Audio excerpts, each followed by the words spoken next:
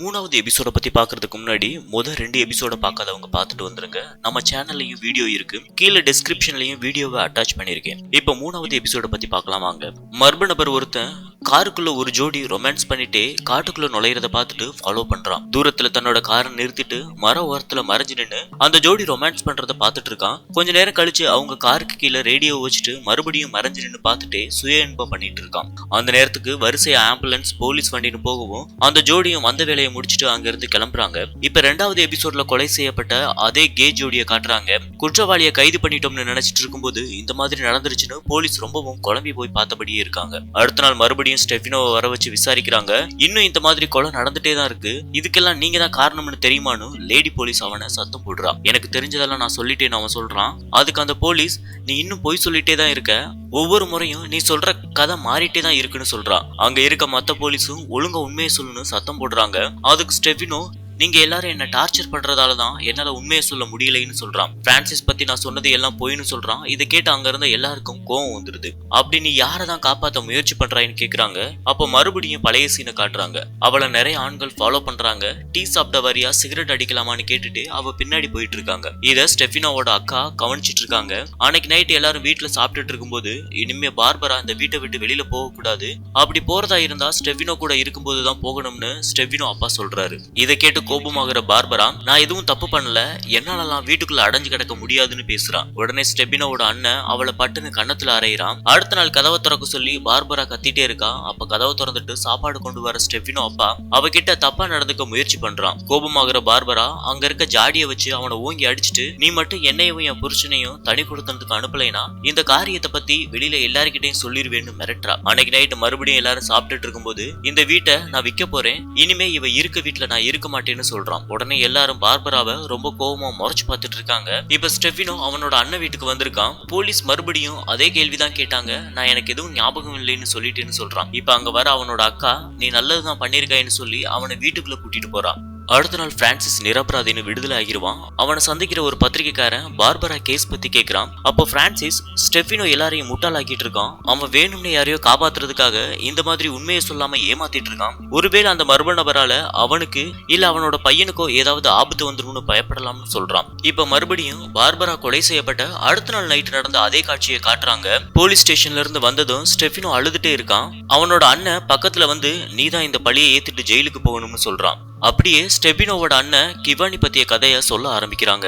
எல்லாரும் நைட் தூங்குனதும் கிவானி ரொம்ப ஷார்ப்பா இருக்கிற கத்தி டார்ச் லைட்னு எடுத்துட்டு ஒரு லேடிய போய் சந்திக்கிறான். இப்ப ரெண்டு பேரும் டேட்டிங்காக ஒரு ஹோட்டலுக்கு போறாங்க. அங்க பார்த்தா எல்லாரும் ஆண்களா இருக்கவும் அவ கொஞ்சம் தயங்கி நிக்கிறான். கிவான் அவளுக்கு ஆறுதல் சொல்லி கூட்டிட்டு போய் உள்ள உட்கார வைக்கிறான். அப்ப உள்ள நுழையிற ஒருத்தனும் இவனும் ஒரு மாதிரி பாத்துக்கிறாங்க. இதை கவனிக்கிற அந்த லேடி, நீங்க ரெண்டு பேரும் ஏன் இப்படி பாத்துக்கிறீங்கன்னு கேக்குறா. அதுக்கு கிவானா, இந்த காதல் ஜோடிகள் வரிசையா கொல்லப்படுற வழக்குல முதல்ல போலீஸ் இவனை தான் கைது பண்ணாங்க. நியூஸ் பேப்பர்ல வாரத்துக்கு முன்னாடியே எங்க கொலை நடந்துச்சு, அது எப்படி நடந்துச்சுக்கிற விவரம் எல்லாம் இவனுக்கு தெரியும்னு சொல்றான். இதை கேட்டதும் அவளுக்கு பீதி ஆகிறது. அது எப்படி தெரியும்னு கேக்குறா. அதுக்குன்னு ஒரு ரகசிய கூட்டம் இருக்கும், அது வெளியில யாருக்கும் தெரியாது. அங்க நிக்கிற ரெண்டு பேரும் அந்த மாதிரி ஒரு குழுல மெம்பரா இருக்காங்க. அன்னைக்கு நைட்டு காதல் ஜோடி ஒண்ணு கார்ல கொல்லப்பட்டப்ப கூட அவன் அங்கதான் இருந்தான். அவங்க காருக்குள்ள என்ஜாய் பண்ணிட்டு இருந்ததை இவன் பார்த்துட்டே இருந்திருக்கான். அப்பதான் அந்த மர்ம நபர் அங்க வந்து ரெண்டு பேரையும் கொன்னுட்டு அந்த பொண்ணை மட்டும் தனியா இழுத்துட்டு போய் ரொம்ப கொடூரமா குத்திட்டு அந்தரங்க உறுப்புகள் எல்லாத்தையும் அறுத்து எரிஞ்சிருக்கான்னு சொல்றான். இதை கேட்டு பயந்து போறாவ உடனே எந்திரிச்சு வெளியில வந்துடுறா. வீட்டுக்கு கிளம்பலாம்னு அவ சொல்றா.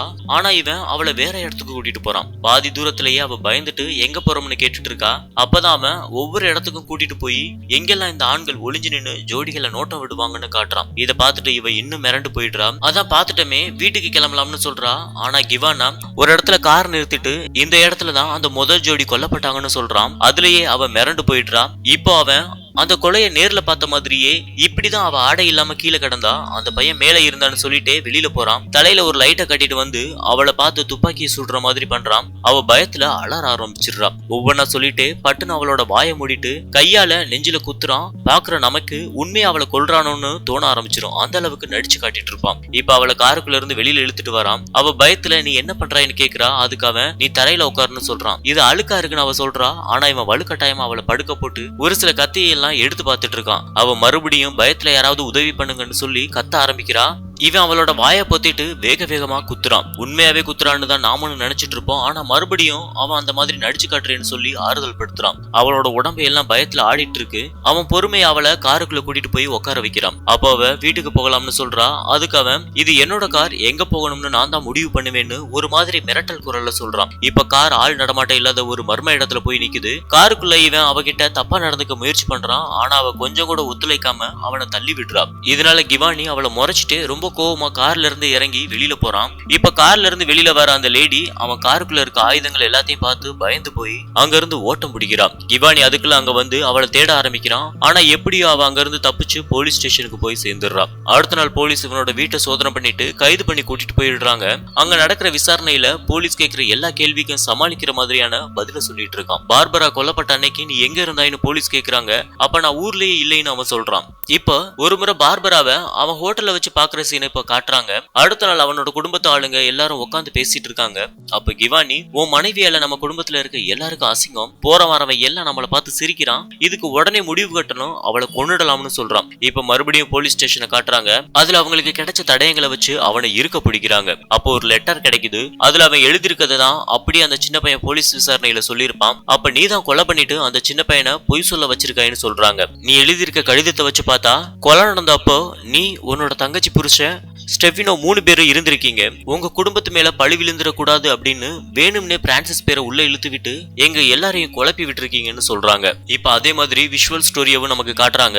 அடுத்த நாள் கிவானா கைது செய்யப்பட்ட விஷயம் செய்திகள் எல்லாத்துலயும் வர ஆரம்பிச்சிருச்சு. அப்ப அந்த லேடி போலீஸ் ஏற்கனவே இந்த மாதிரி நாம எப்போல்லாம் தப்பான ஆளை கைது பண்றோமோ அப்போல்லாம் ஒரு கொலை நடந்துட்டே இருக்கு, ஏன் இப்படி அவசரப்பட்டு பண்றீங்கன்னு கேக்குறா. அதே மாதிரி அன்னைக்கு நைட்டு காட்டுக்கு நடுவுல ஒரு ஜோடி காருக்குள்ள ரொம்ப சந்தோஷமா ரொமான்ஸ் பண்ணிட்டு இருக்காங்க.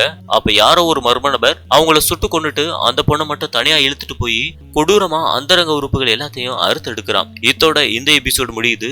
4வது எபிசோட அடுத்த வீடியோல பார்க்கலாம்.